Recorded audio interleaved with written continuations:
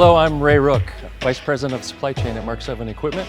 I'm happy to bring you through a tour of our factory today in Arvada, Colorado.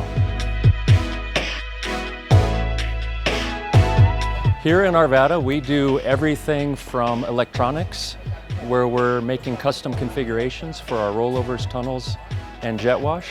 All of this is done here in the factory. We make the pumping plants. These pumping plants can be built into the machine, and oftentimes they're in an equipment room. But all of the pumping plants, again, for our tunnels, rollovers, etc., are done all here right at the factory. So everything comes into the factory in our receiving dock. The primary focus that we have is our pre-assembly. Here we're going to build everything that's going to go into the gantry itself.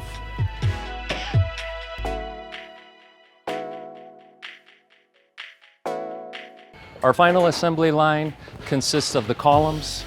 The pre-assemblies are built, brought over, and then we populate those here. We build everything laying down so that we don't have people climbing up and down ladders. We'll bring everything together on these scissor tables for final assembly, final bolt up, etc.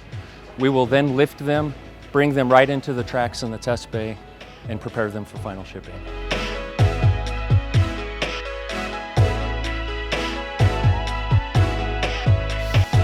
We also build the dryers here in the factory. We're going to build these configurations for both onboard and offboard. Looks like right now we're building some FS40s to ship out with some equipment going out this week.